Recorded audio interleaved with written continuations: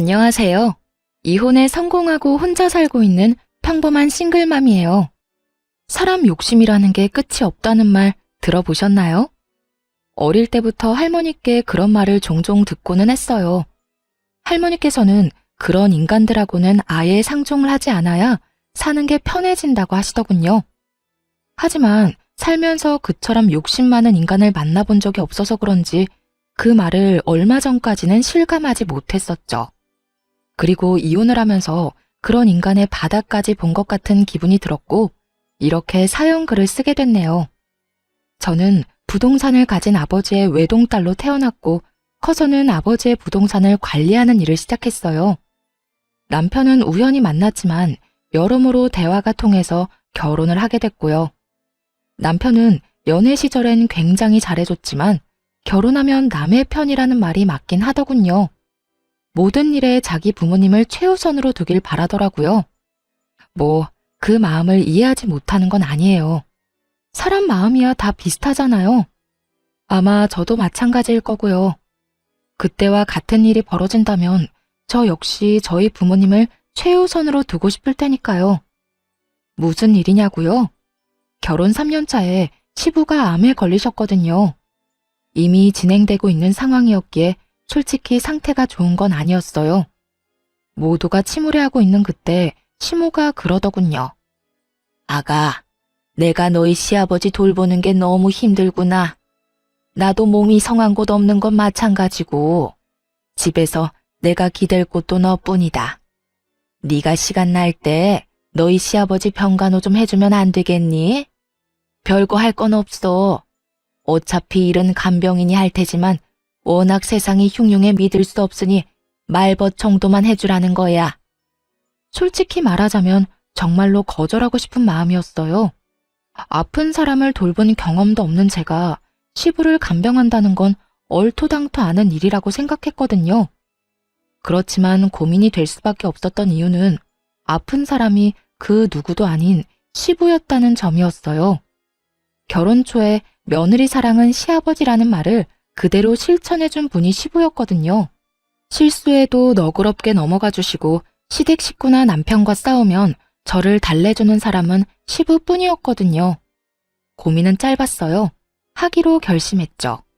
그렇다고 시부를 온전히 혼자서 볼 수는 없다고도 생각했고요. 어머님, 제가 아버님 간병할게요. 그런데 저도 하나 제안할 게 있어요. 병간호를 한다고 했지만 저한테만 맡기지는 말아주세요. 아버님도 저만 보는 게 아니라 다른 가족들도 만나는 게 좋을 것이고 저도 일이 있을 때는 빠질 수 있어야 하는 일에도 지장이 없을 테니까요. 그 정도는 허락해 주실 거죠? 그렇구나. 일리 있는 말이야. 딸들이랑 아들도 돌아가며 아버지 병간호 하기로 하자. 다들 알아들었지? 시모가 그렇게 말해주었기 때문에 괜찮을 거로만 생각했어요. 그런데 아니더군요. 시누이들과 남편은 제게 일을 미루기 바빴거든요. 새언니, 오늘은 야근이 있어서 못 가요.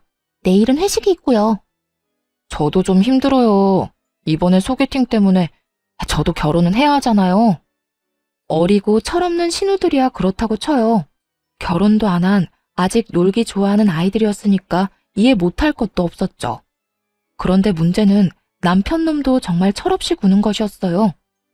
당신도 잘 알잖아, 나 일 많은 거. 이번 주는 도저히 시간이 안 돼. 접대도 하러 가야 하고.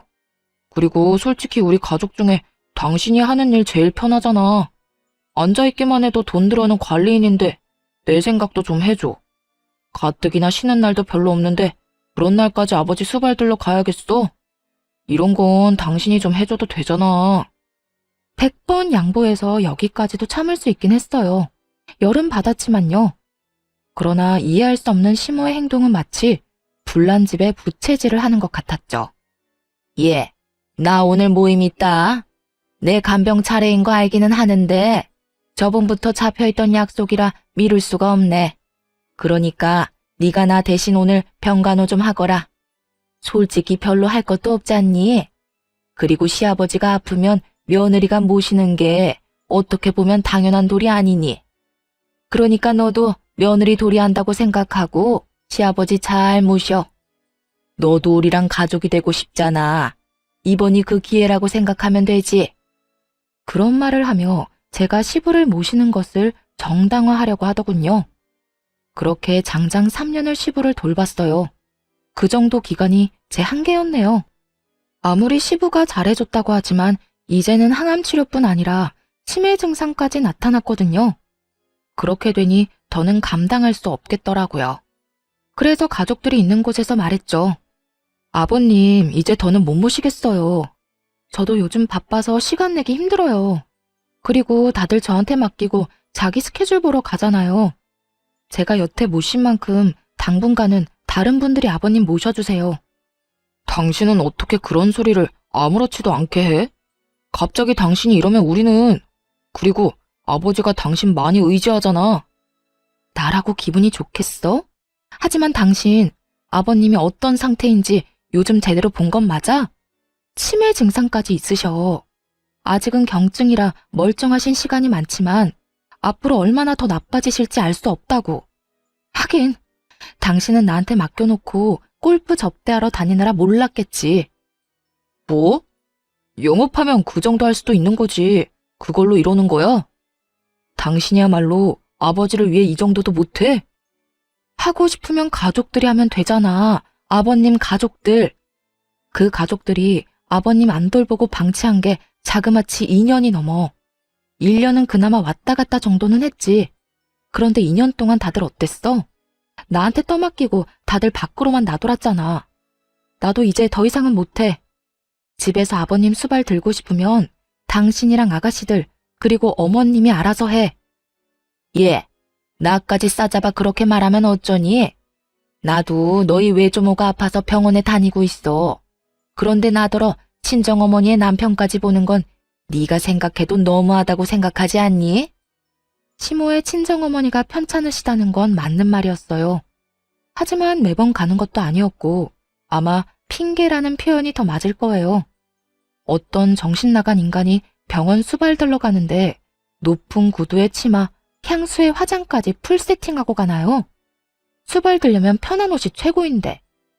새언니, 우리도 마찬가지예요. 저희 직장에서 일도 많고 쉬고 싶은 것도 있고 약속도 많아서 시간을 내고 싶어도 시간이 안 나는걸요? 언니가 좀만 더 아버지 돌봐주시면...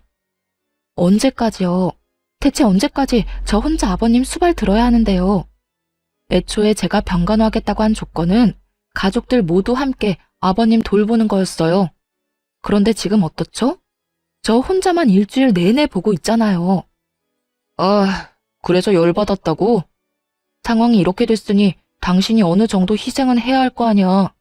여기 다 바쁜 사람들밖에 없는데. 희생이라고 했나요? 진짜 열받더라고요.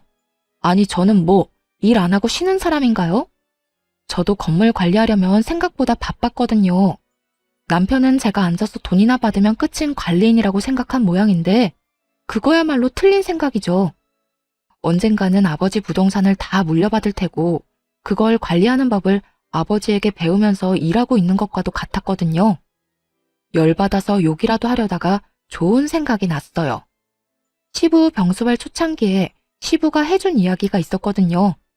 그걸 이용하면 이 시댁이 뒤집어지는 꼴을 제대로 볼 수 있겠다 싶었죠. 그래? 알았어.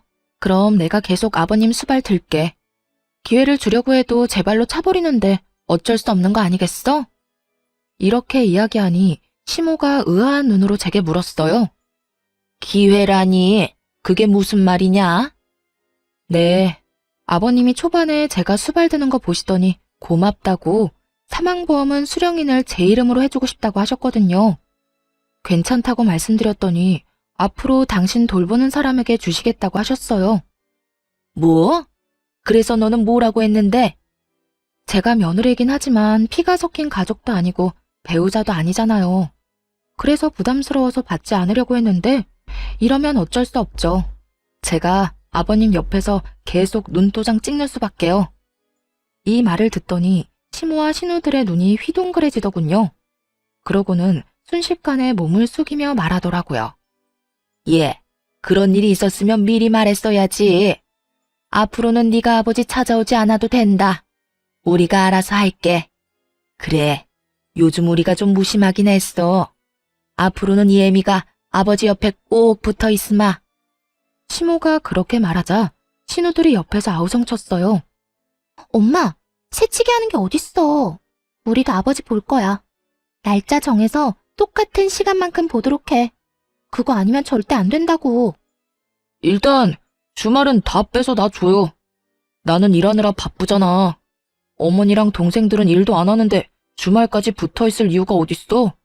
그러니까 무조건 주말은 빼줘야 해요. 네 동생들도 평일에는 일하지 않니? 그러니까 주말을 너희 셋이서 나누고 평일에는 내가 너희 아버지한테 가 있으마. 와이프가 있어야 마음이 안정되지. 아무것도 못하고 그저 시키는 대로만 하는 너희들이 가서 도움될 거 하나도 없어. 엄마가 아버지 독점하려고 하는 거죠? 그럼 일 마친 저녁 시간이라도 우리한테 줘요. 우리도 얼굴 도장 찍을 시간이 필요하다고요. 엄마 혼자서 다 차지하려고? 동생들 말이 맞아요. 어머니 혼자 다 차지할 생각이시면 잘 생각하셔야 할 거예요. 저희는 그렇게 못 놔둬요. 저희도 아버지 볼 권리가 있다고요. 남편 놈까지 그 보험금에 넘어가서는 권리를 운운하고 있는 꼴이 너무 웃겼어요. 속으로 진짜 소리내서 웃고 싶은 거 겨우 참고 있었네요. 그렇게 나한테 떠넘기려고 혈안이 됐던 네 사람이 이제는 서로 아버지 보겠다고 말다툼하는 것 자체가요. 사실 시부가 보험금 수령인 이야기를 한 건 맞아요. 하지만 해준다고 못박아 말씀하신 건 아니었죠.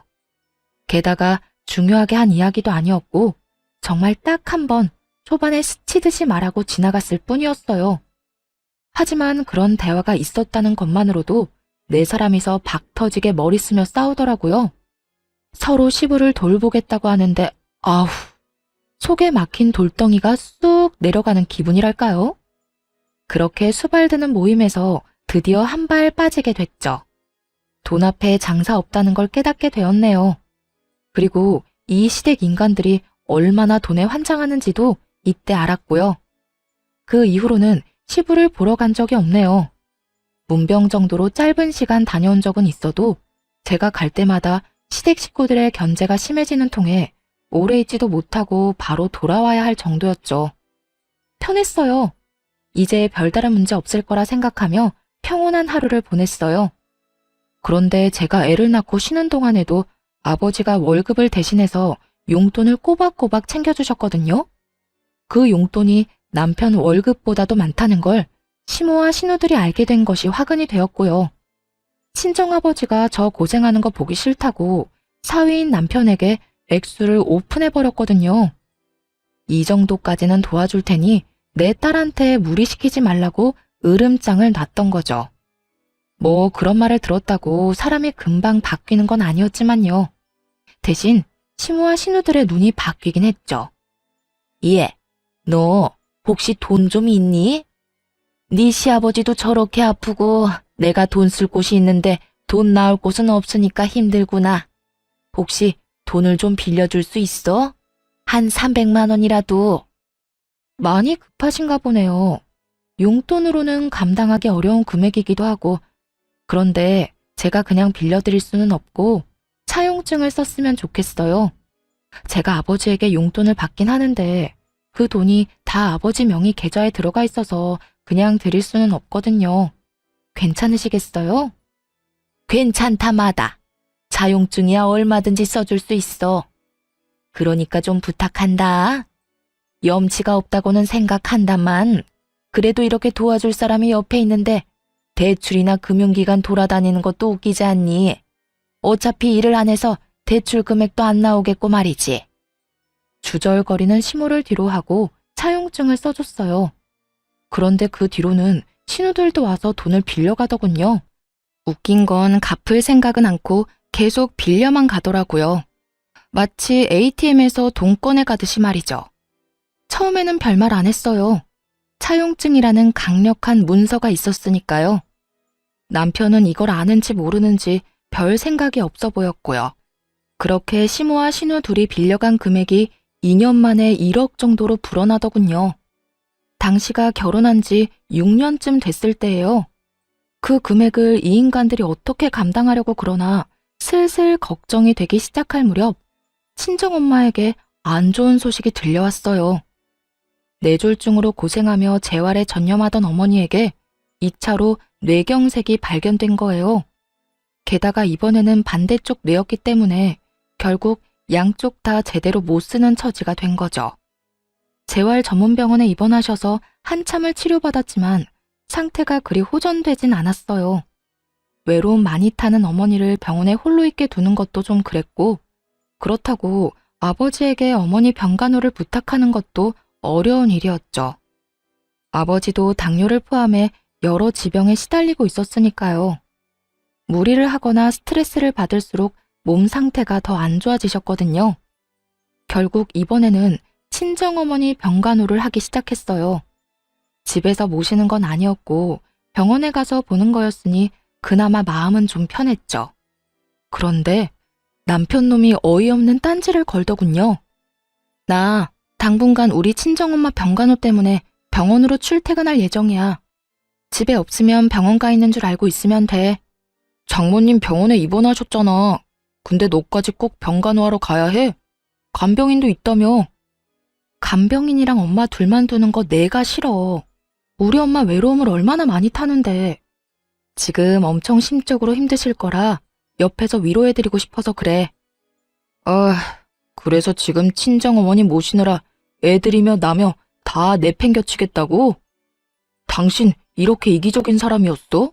나도 지금 바쁜 사람이야. 진급을 눈앞에 두고 얼마나 중요한 시점인데 네가 이러면 나는, 애들은. 여태 내가 다 케어했잖아. 그러면 당신도 좀 양보라는 걸 해. 언제까지 나한테 다 의존할 건데? 그렇게 싸웠음에도 결론은 나지 않았어요. 아니, 제게는 이미 친정엄마를 병간호해야 한다는 확고한 결론이 있었고 남편놈에게는 저를 절대 못 보내준다는 확고함이 있었으니 이야기는 평행선만 달리고 있었죠. 그리고 며칠 뒤 시모가 연락이 와서는 헛소리를 짓거리더군요. 아니 너는 어떻게 시집 온 애가 친정에 목을 매니? 너 죽어도 이 집 귀신이야. 네가 여기 시집 왔다는 건 그런 뜻이라고. 그리고 나도 요즘에 네 시아버지 수발 드느라 얼마나 힘든 줄 아니? 어깨도 허리도 빠져나갈 만큼 아파 죽을 것 같아 얘. 아니, 수발 드느라 안 힘든 사람이 어디 있어요. 저도 다 해봐서 알고 있어요. 그걸로 생색내시면 안 되죠. 아니 얘, 너희 어머니는 중병이라며. 그러면 전문가한테 맡겨놓으면 될 일이지 왜 너까지 나서서 이래? 너 친정엄마 수발 들러 갈 거면 내 수발이나 들어. 시어머니가 힘들어 죽겠는데 어딜 간단 말이니? 어머님, 내로남불이 무슨 뜻인지 아시죠? 내가 하면 로맨스, 남이 하면 불륜. 어머님이 뭐라고 하시면서 저한테 아버님 병수발 들라고 하셨는지 기억 안 나세요? 어머님 친정어머니께서 아프셔서 아버님 못 모신다면서요.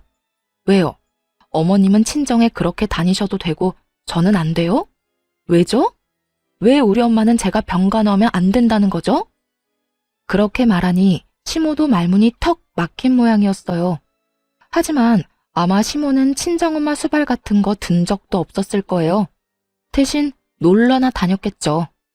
그렇지만 수발 든다는 이유를 대고는 놀러 다녔으니 반박할 말도 없었을 거고요.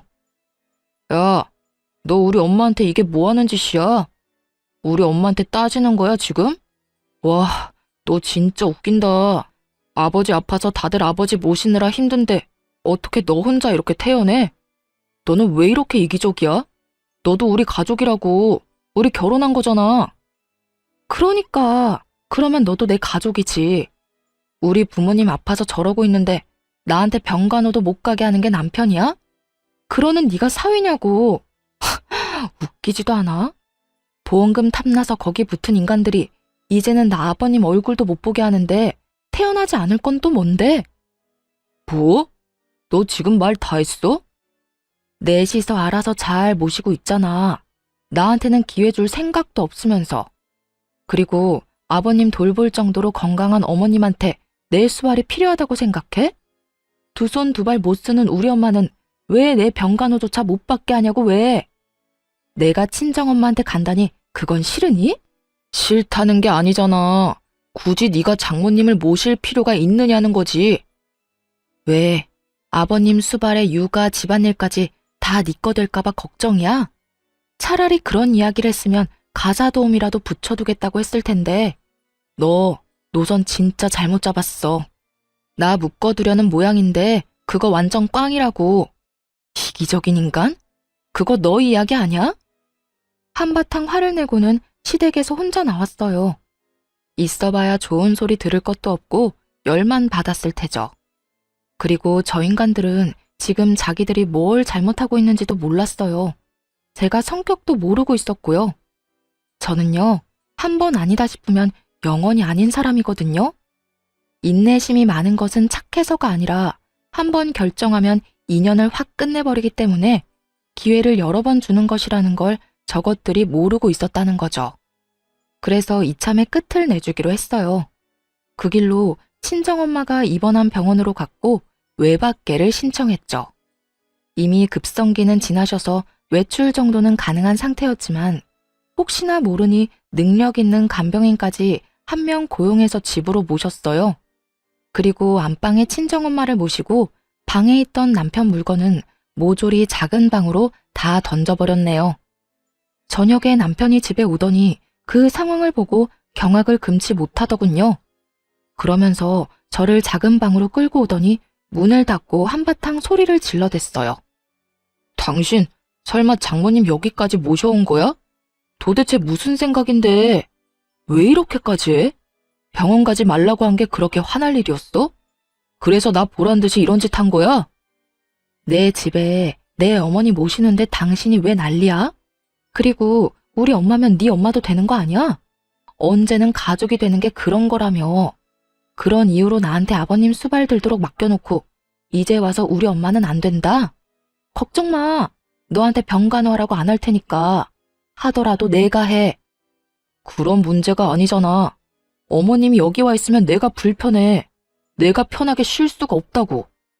당신 진짜 나 화내는 거 보려고 이러는 거야? 내가 당신한테 화 좀 냈다고? 이거 보복성이지? 보기 싫으면 네가 나가면 되지. 나 안 나가. 당신이 나가서 살던 뭐라던. 그러니까 나는 내 할 일하고 당신은 당신 할 일 하면 되는 간단한 상황이라는 거지. 와, 내가 이 집 주인인데 왜 내가 나가는 건데? 나는 못 나가. 만약 나 쫓아내면 우리 이혼하는 거야. 나 이런 식으로는 못 산다고. 당신 돈 많다고 눈에 뵈는 게 없나 본데 이건 분명히 당신한테 유책 사유가 있는 거거든? 유책 사유? 웃기고 있네.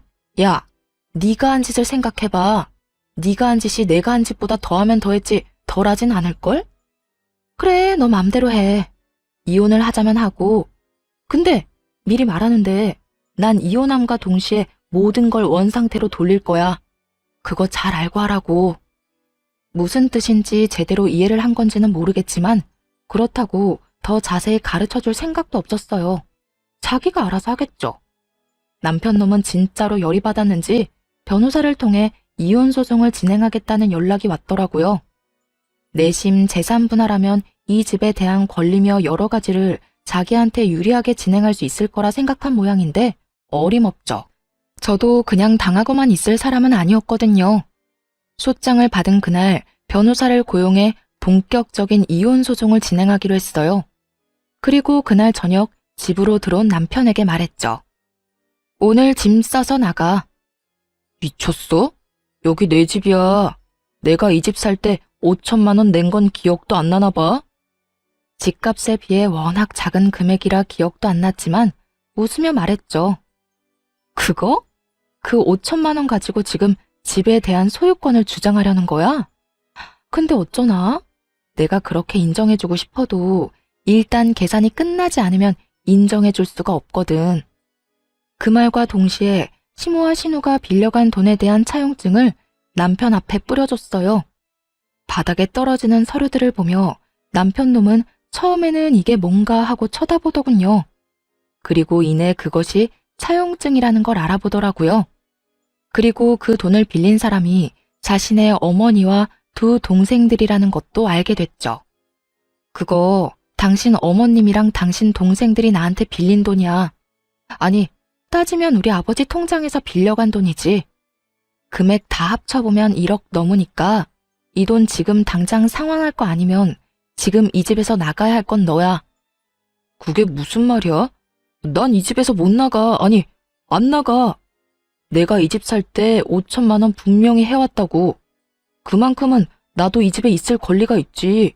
네가 뭔데 나가라 말아야? 그리고 이건 내가 빌린 게 아니라 우리 가족들이 빌린 거잖아.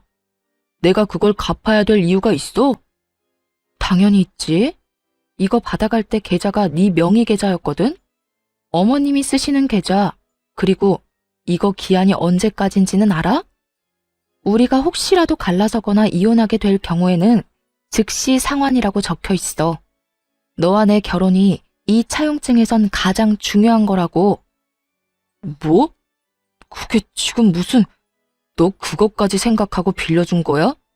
와, 너 진짜 무서운 애다. 어떻게 사람이 그렇게 계산적이니? 그건 너겠지. 지금 자기소개해? 하긴, 너야 너희 집이 망하든 말든 뭔 상관이겠어? 넌 너만 잘 살면 되지? 어머님이나 동생들이 1억 못 갚아서 집이라도 팔면 참 좋겠다. 그런데 그렇게 되면 너한테 같이 살자고 하지 않을까? 뭐? 너 진짜 그렇게까지 해야겠어? 그렇게까지 해서 돈 받아낼 생각인 거야? 당연한 거 아니야? 이혼하면 나 그 돈 다 회수할 건데. 만약 못 돌려줄 거면 이 집이라도 나한테 줘야 원금이라도 줄 거 아니야. 아니면 이 집에 대한 5천만 원 주장하고 1억을 다 갚으려고? 난 뭐 그것도 괜찮아. 1억이 어디서 나오느냐가 너한테 문제지 나한테 문제겠어? 남편 놈은 얼굴이 시뻘개져서는 이게 도대체 무슨 말이냐며 난리를 치더군요. 남편 놈이 화를 내거나 말거나 짜증을 내거나 말거나 남편 짐부터 다 꺼냈어요. 그리고 거실에 차곡차곡, 아니 내팽개쳤죠. 남편은 그런 건 관심도 없는지 차용증부터 확인하더군요. 그게 진짜인지 확인하고 싶었던 모양이에요. 아니 그런데 설마 가짜를 들이밀었겠어요? 물론 원본이 아니라 사본이긴 했죠. 원본을 보여줬다가 무슨 일이 일어날 줄 모르니까요. 남편 놈은 거기에 찍힌 시모와 신우의 도장, 그리고 사인까지 확인한 뒤에야 정말로 당황하기 시작하더군요. 그러더니 황급히 주머니를 뒤져 시모에게 전화를 걸더라고요. 엄마 왜 우리 와이프한테 돈을 빌렸어? 그것도 다 합쳐보니까 1억이나 되잖아. 1억? 무슨 소리니? 나는 그만큼 많이 안 빌렸어. 내가 빌린 건 한 3천만 원인가 4천만 원인가 그 정도밖에 안 되는데 무슨 1억이니? 엄마뿐만이 아니라 동생들도 와이프한테 돈을 빌렸던데. 세 사람이 우리 와이프한테 빌린 돈이 자그마치 1억이야 1억. 이 돈 어떻게 할 거야? 어떻게 하긴 뭘 어떻게 해? 야, 며느리 돈이 네 돈이야. 그래서 빌린 거지. 너희가 이혼 안 하고 잘 살기만 하면 안 갚아도 되는 돈이잖아. 나 죽으면 내가 사는 집으로 대신해서 갚든지. 어차피 이거 다 너한테 유산으로 내려갈 거잖니. 엄마는 그렇게 어렵게 생각 안 해. 왜? 네 마누라가 그 돈 갚으래? 아 진짜 엄마는 내 인생에 도움이 하나도 안 돼. 그렇게 돈을 빌리면 어떡하냐고. 동생들도 마찬가지야. 엄마가 돈 빌리니까 동생들도 돈 빌렸겠지. 그럴 땐 엄마가 따끔하게 얘기해야 되는 거 아니야? 왜 남의 돈을 자기 돈처럼 빌렸어? 왜 나한테 화를 내고 난리니? 아니, 무슨 일인데? 무슨 일 때문에 지금 그거 가지고 전화해서 엄마한테 이러는 건데? 나 지금 집 뺏기게 생겼어. 나 이 집 5천만 원이나 주고 그나마 지분을 가지고 있었는데 그거 다 뺏기게 생겼다고. 지금 빈털터리로 쫓겨나게 생겼어. 아니, 빚만 5천만 원 생긴 거라고. 아니, 네가 왜 쫓겨나? 너 며느리랑 싸웠니? 그래서 그래? 그것 때문에 며느리가 너 보고 집 나가래? 내가 이혼하자고 했어. 장모님 모시고 집에서 산다는데 난 그거 싫다고 장모님 데리고 오면 집 나가겠다고 했지.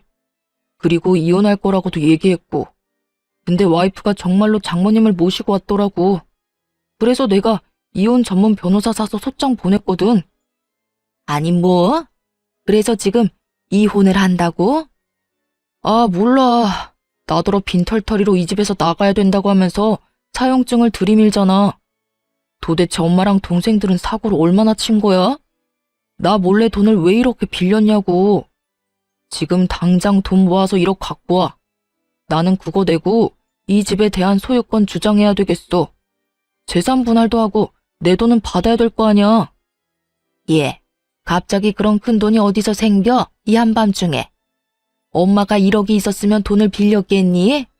이혼하지 말고 버텨. 그냥 잘못했다고 무조건 빌어. 그리고 뭐 장모님이랑 좀 같이 살아도 되지. 1억 안 갚는 대신에 그 정도 할 수 있잖아. 엄마, 내가 싫다고. 나 어른들하고 같이 사는 거 힘들어서 못해. 신경 쓸 게 얼마나 많은지 알아? 몰라. 난 모르겠으니까 엄마한테 이야기하지 마. 네 동생들한테 얘기해서 5천만 원이라도 빌릴 수 있는지 알아보든지. 엄마는 돈 나올 구석이 없어서 네 와이프한테 돈 빌린 거야. 그러니까 나한테 이런 식으로 다그치지 마. 네가 능력이 있었으면 엄마가 네 와이프한테 그랬겠니? 따지고 보면 다 네 탓이지. 어쨌든 엄마한테는 돈 달라고 얘기하지 마. 알았어? 그렇게 시모는 차갑게 전화를 끊어버리더라고요. 남편이 두 여동생에게 전화를 했는데 그 전화들도 남편에겐 그리 좋은 소식이 아니었죠. 오빠는 도대체 무슨 일을 그런 식으로 해? 세연이한테 무조건 잘못했다고 빌어. 알았어? 나 그 돈 솔직히 말해서 갚을 생각 없이 빌린 거란 말이야. 세연이가 워낙 돈이 많잖아. 그래서 빌린 건데 오빠야말로 이렇게 사고를 치면 어떡해. 야, 넌 나한테 할 말이 그거밖에 없어? 넌 뭔데 내 와이프한테 돈을 왜 빌린 건데. 당장 돈 다 갖고 와.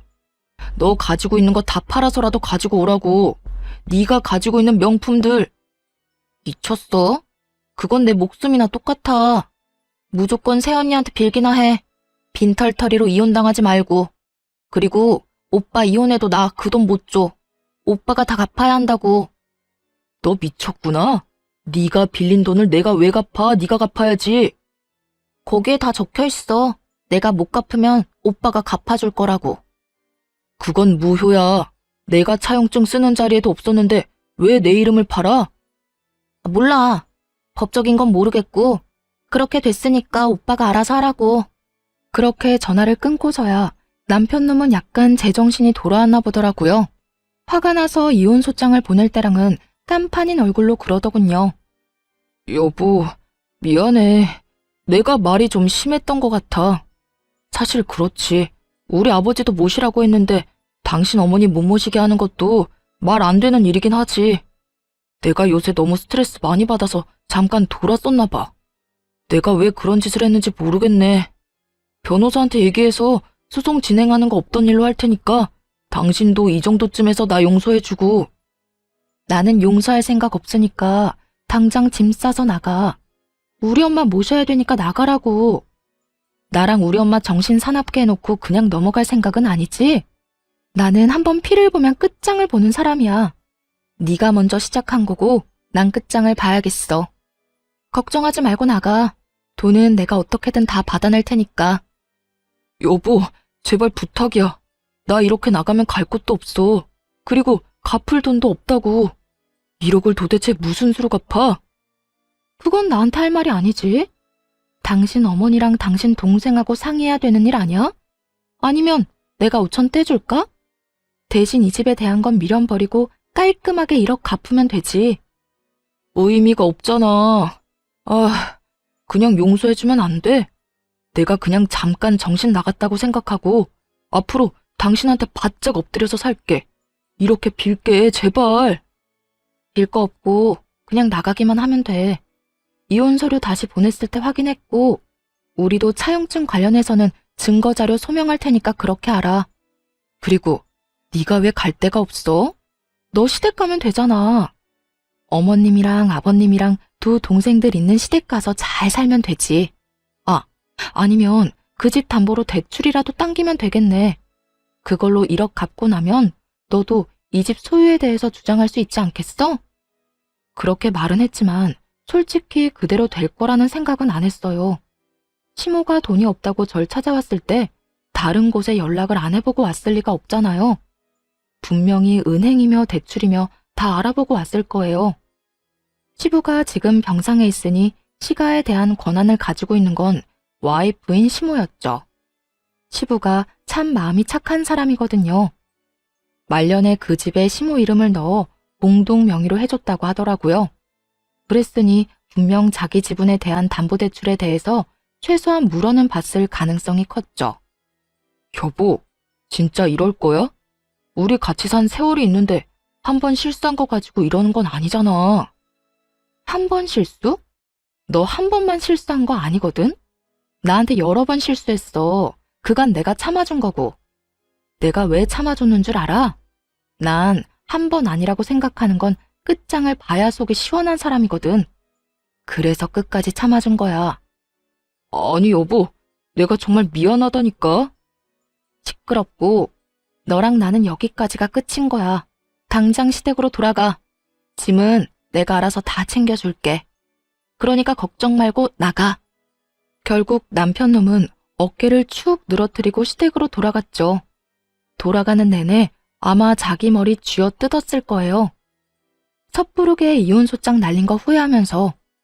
하지만 뭐가 달라지겠어요? 지가 이혼소장 안 날렸어도 제가 날렸을 건데요.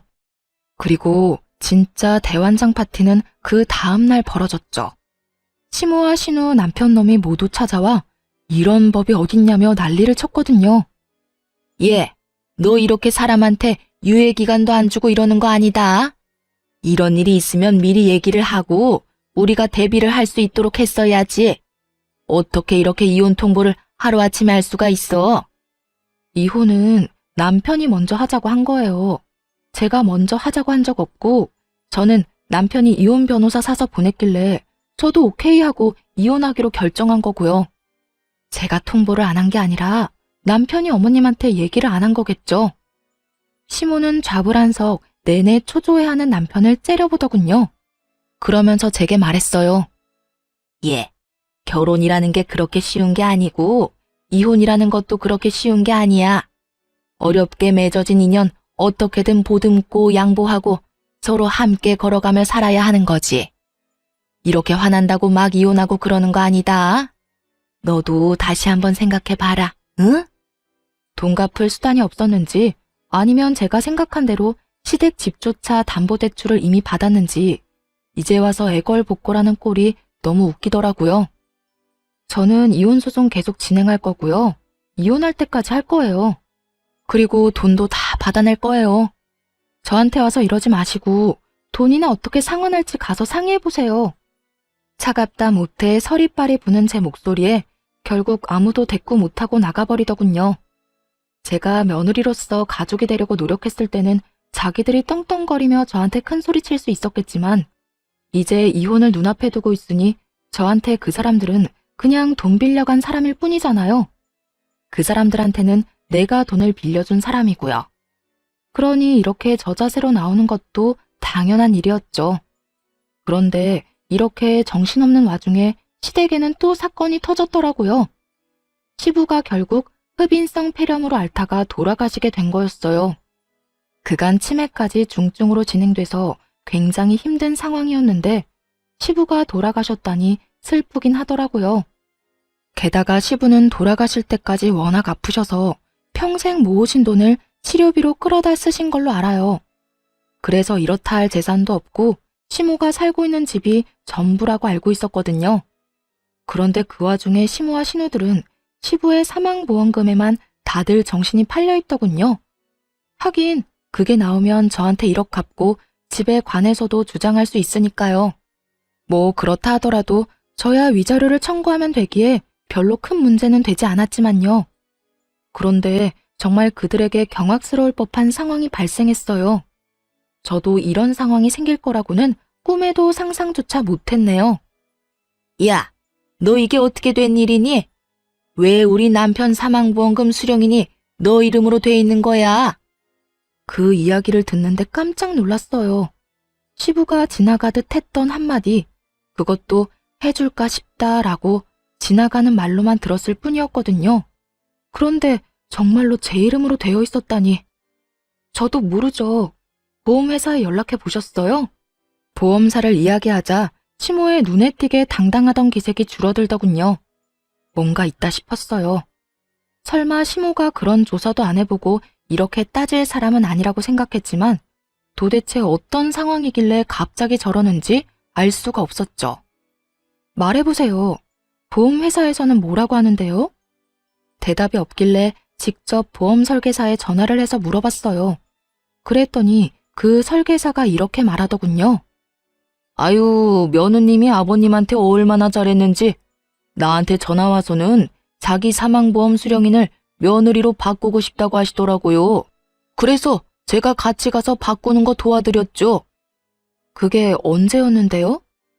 그때는 치매 진단받기 전이라 아무 문제 없이 처리됐을 거예요.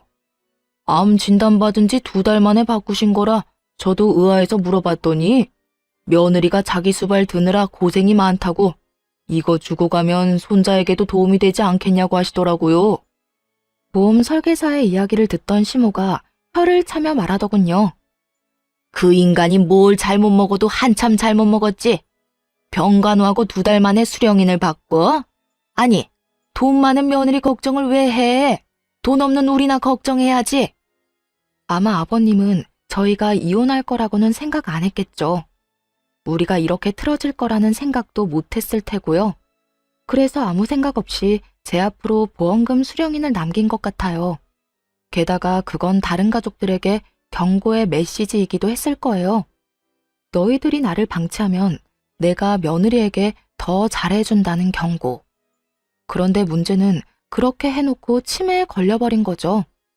그래서 보험 수령인에 대한 건 새까맣게 잊고 정신없는 나날을 보내셨던 거고요. 사망보험금은 얼마나 되는데요? 금액은 얼마 안 돼요. 1,000만 원 정도예요. 사망보험금이 1,000만 원밖에 안 된다는 말을 듣고 한숨이 나왔어요. 그 돈으로는 이 사람들 급한 불도 못 끌 거였거든요. 금액을 알고 나니 시모와 신우의 표정이 안 좋아졌어요. 그 1,000만 원을 받아봤자 세 발에 피었으니까요. 시댁집을 팔고 싶어도 지금 네 사람이 다 그 시댁에 살고 있고 담보대출은 이미 받았는데 상속세까지 내야 하니 상황은 더욱 엉망이었을 거예요. 결국 닭 쫓던 개가 지붕 쳐다보는 상황이 되어버렸죠. 내가 이 꼴을 보자고 그 인간 죽을 때까지 똥오줌 받아낸 게 아닌데 왜 고생은 내가 다 하고 돈은 네가 가져가는 거야? 그걸 저한테 물으시면 어떡해요. 아버님한테 여쭤봐야죠. 당신이 우리 아버지 꼬셔서 보험금 수령인 당신 앞으로 해달라고 한 거 아니야? 그 1,000만 원 때문에? 우리 집 돈 많거든? 어이가 없어서. 아니 그리고 어차피 아버님이 이거 주신 것도 금액이 얼마 안 되니까 나한테 남긴 거겠지. 이걸로 애들 학교 보낼 때 보태라고. 난 그렇게 할 생각이니까 다른 할 말 없으면 가보세요. 다 알아보고 왜 여기 와서 난리야? 아, 우리 진짜 완전 망했어. 너 하나 때문에 이게 지금 무슨 꼴이니? 어떻게 책임질 거야? 네가 멋대로 이혼하는 바람에 이렇게 됐잖니? 네가 다 책임지라고. 남자가 돼서 그거 하나 못 참고 이혼을 이야기해? 그러는 엄마는요? 와이프가 장모님 수발 둔다는데 왜 말렸는데요? 엄마가 그거 말리는 바람에 와이프가 더 화난 거잖아요. 그것 때문에 집에 장모님 모시고 온 거고. 거기서 왜 그딴 소리를 했는데요? 세 사람이 악에 받쳐 자기들끼리 치고받고 아주 난리가 났더군요.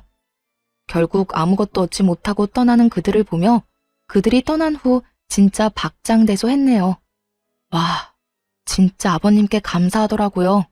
그 돈은 아버님 손주에게 그대로 물려주려고 생각했죠. 그렇게 이혼까지 판결이 다 나고 완전히 이혼하게 됐어요. 그 뒤에 들린 소문은 뻔하다면 뻔했죠. 전 남편이 돈을 갚긴 했어요. 집에 보탰던 5천만 원으로 1억의 빚을 5천으로 탕감한 뒤 나머지 5천을 여기저기서 겨우 돈 빌려서 갚더라고요. 그런데 빚내서 그렇게 갚은 뒤로는 등골이 빠졌다고 하더라고요. 5천만 원, 어떻게 보면 큰 돈은 아닌데 시모가 빌린 대출도 있잖아요. 그것도 갚아야 되는 거예요. 결국 대출 2개를 엎게 된 전 남편 놈은 이 시댁에서 돈을 버는 유일한 일개미였죠. 그런 전남편 놈에게 시모와 신우는 일도 안 하면서 돈이나 달라고 짹짹대는 바람에 결국 전남편 놈은 집에서 나가 자취를 하고 있다고 해요. 욕심. 그 끝없는 욕심 때문에 전남편 놈은 망했고 지금도 영원히 고통받고 있는 중이었죠. 시모와 신우들도 그 죗값을 치르고 있고요. 예전만큼 풍족하게 살고 있지 못하니까요. 저는요, 가끔 우울한 생각이 들거나 기분이 안 좋을 때는 이때 일들을 떠올리면서 기분 전환을 하곤 해요. 정말 뒤통수를 제대로 친 기분이라 속이 시원했으니까요. 게다가 재미도 있었고요. 어떠셨나요? 여러분에게도 재미있는 이야기가 됐으면 좋겠네요. 모두들 행복한 시간 보내세요.